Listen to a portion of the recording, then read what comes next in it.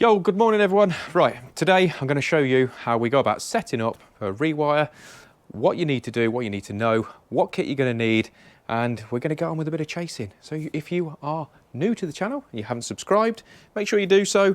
Links are in the corner. Don't forget to give us a thumbs up, and I hope you enjoy it, and let's find out whether you do.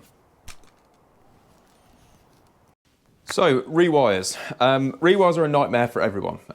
They're not my favourite job. I don't mind doing them. We've spent a lot of money on equipment to make sure that they are as easy for me and the customer as possible. So, the reason why this house needs a rewire. It's not a particularly old house. The problem is it's had so many adaptations and alterations to this property that are mental, okay? They are so badly done. I have got, I think I counted 35 sockets, I think originally, it's been a while, on one ring, and I've got another ring main that actually goes nowhere. It's buried somewhere within the fabric of the building. It doesn't do anything, so I've got one ring main for the entire house. It is a big house, okay? So it's just ridiculous. I've also got every single circuit, I've got all my IR faults on there, so they've absolutely failed on every single one. I've got spurs off spurs off spurs off spurs, so if you don't know what a spur off a spur is, so you've got a ring main, so you've got cables going back out all the way back to the board, and then you've got sockets as you go in, and then you're allowed off one of those rings, you're allowed one spur off that. But a spur off a spur is as exactly what it says on the tin. You've got that first spur, and then you've whacked another one on, and then so on and so on. That happens all over here. So we are back to rewire. So how do I go about rewiring this house? This is exactly what I'm going to go and show you of how I set up, because we're going to do this room sort of together, except for I'm not going to be running the cables today, because I'm going to do something slightly different to what I normally do in some ways, because of my health and stuff what's been going on. So what I'm going to do is do all my chases in this house first, and then I'm going to grab all the lads over from Greenhawk to come over and help me actually run all the cables in, and then it's all going to be bonded and stuff afterwards. I'm going to come back in second fix. So that is what the plan is for me. So I'm on my own today. But I'm also going to be able to show you, because I'm on my own, there's not as much noise, I can control it myself. So I can actually show you some of the kit that we're going to use, and I've also got a new bit of kit that could potentially revolutionise the way that I do a rewire. Okay, first things first, you need to be covering everything up. You need to be covering all the possessions up. Carpets, get them covered, get all your furniture, stuff like that sorted. And the reason why, even if a customer says, I'm replacing these carpets, you don't know when that's going to happen, and also things change. So you don't want to then be responsible for the damage of any carpet and stuff like this. So that's one of the things that we do. We use a cheap as chips, plastic covering that you can get from multiple places. Sometimes we get our actual, like a DPM roll actually sometimes works better in some instances, and cover everything up. And then when you are doing things like this chase here, which I'm going to show you in a minute, we also chuck over a heavier dust sheet. If not, like I say, just use dust sheets. If you've got loads of them, happy days, just use those. Now, the dust sheets that I'm using for the floor have got a polythene liner on the back of them, because I find that stops the dust going through so much. But yeah, so that's what we do. So kit-wise, now this is the favourite bit for me, because I love my tools, everyone knows. You've seen this before. I've done another video on this Metabo chaser. So this thing is an absolute weapon. It really, really is. It's so cool.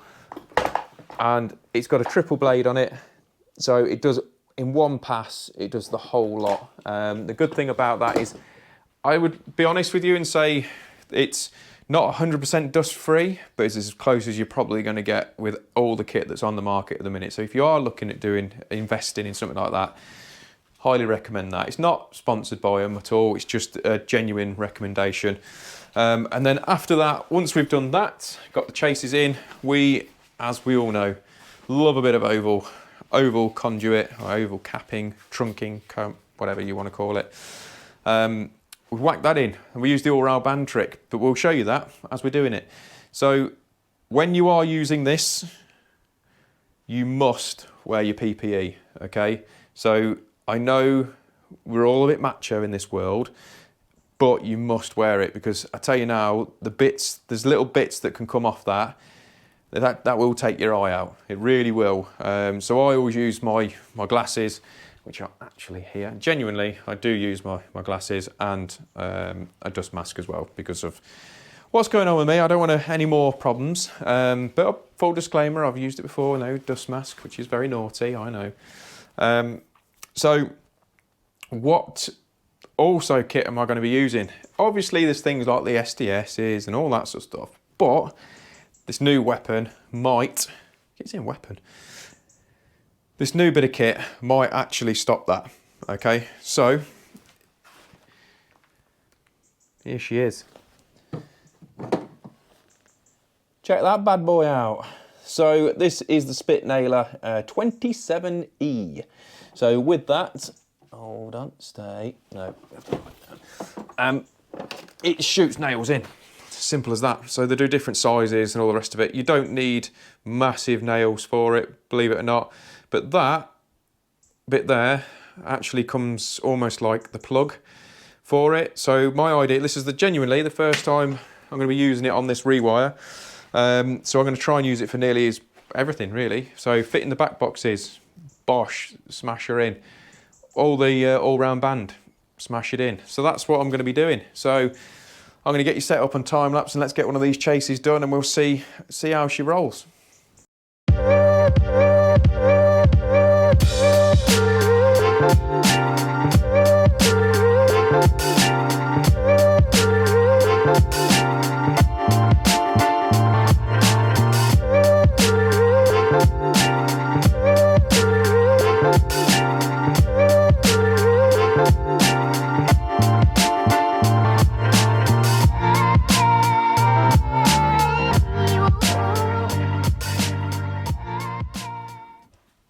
Okay, so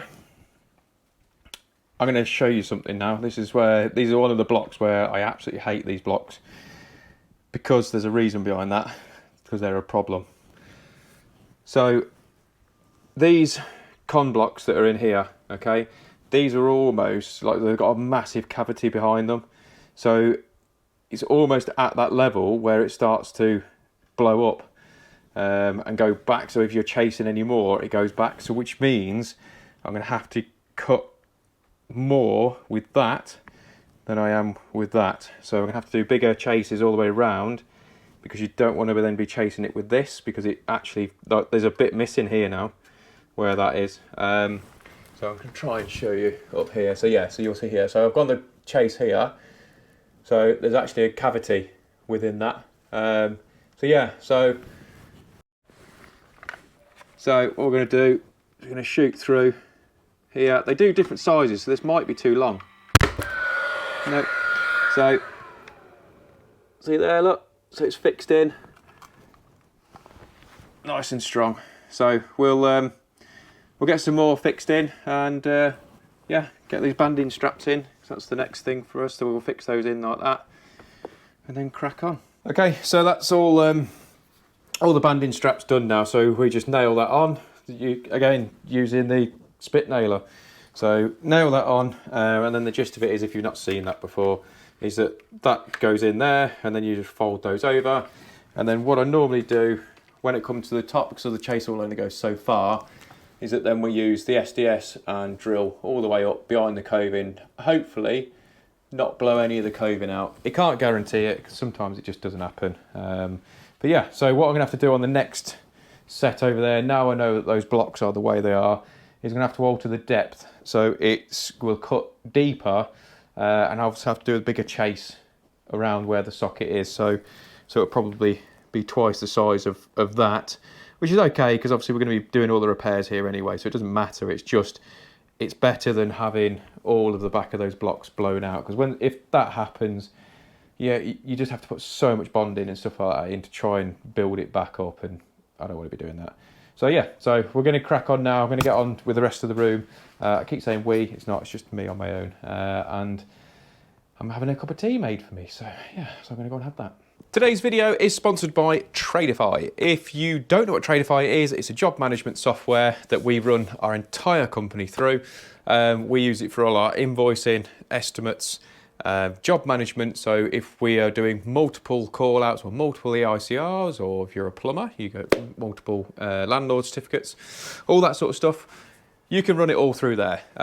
So one of the main benefits for me for TRADIFY is that it is sped up my processes of quoting, invoicing, all that sort of stuff, giving me so much time back in the evenings, because the old system we used to use was an absolute nightmare. So much into our time. So also, if you're like us and we have multiple users on there, you can add more and more people on it as and where you want to. You can also have your logins for your own staff, so they know exactly what job they're doing. It's all traceable. So yes, so if you like it and you want to do exactly like we did a 14-day free trial. The link's in the description below. If you like it, use the promo code GHAWK50 for 50% off for the first 3 months.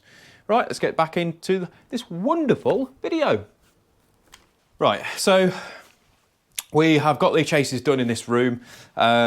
So I'll show you what sort of mess it makes, okay? So this is why these things are really important, okay? So you can see I've not tidied up.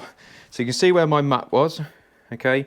So you get these sorts of bits with these blocks, okay, coming off, okay? So I know it's localised mess, but one of those in the eye, it would take your eye out, okay? So the gist of it is because now I know what sort of blocks they are, I'm having to make it in 2 different passes. So I've set the depth on these for 35mm on the first pass, which then I'll do the knockouts in, which is like that. So 35mm there, do all those knockouts. That's why you've got a bit more on there on the grinding out sort of thing.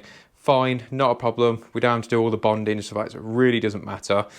And then I've reduced that down to 25mm, I think it is, for the chase. And then as usual, so you've got the drill all the way through, and then we'll pick that up underneath the floor. And then basically, rather than you moving it again, you jump over to this side, do your vertical chase first in your 25mm, and then drop it to 35mm down there for that one. So that is basically how I go about sorting all those chases and stuff out in here. So I've now got one to do in the dining room over there, so I just need to move a few bits and bobs about. Now, the spit nailer is wicked on the all-round band up there. Now, because of fixing the back boxes on, because of the type of blocks these are, it's a little bit hit and miss. So sometimes I have to fit in more fixings than what I would do normally as if I was drilling and plugging. That being said, is it faster? Yes, it is faster. If it was con blocks, so the 7 Newton con blocks, solids, that spit gun will be an absolute no-brainer. Just bang, bang, bang, done. It really is rapid. But so far, like I say, on all these for the all-round band, it's been absolutely brilliant. So yes, so I'm going to get myself set up in there, get that one sorted. But obviously, what I'm trying to do is do the chases where I've not got sockets existing for obvious reasons. But then I'll get on with that in there. Okay, right. So I was going to show you the chases and stuff in here now. Hold on, I'll move the dog bed. Right, so in here, so chase is all done. Now, the reason why I've done it this way, because these are all the old stuff, still all powered up and stuff at the minute. So how it is that socket, then powers that switch spur, then that goes up to this light switch here that then controls a load of stuff outside. So that's why I've moved them over slightly and obviously put them all at regulation height for part M of the building regs, just in case you wanted to have a little read up and you didn't quite know which regulation that is. It's part M if you are looking for it. So like I say, we've drilled up. Now what I want to do is this is how I generally leave it, so it's all completely ready. So I've got all my banding straps all in, conduit's all cut, and I just literally wrap it in there just so it's just ready to go. So as soon as we're actually running cables, it's pulling them out and getting them out of the way. So that's one of the methods. So this room is all done. Now, some might, just to let you know, not some might say, just to let you know, we're not rewiring the lights downstairs because the downstairs lights, I've already repaired those. There was just a lost, if I remember right, it was a while ago, I think it was a lost CPC.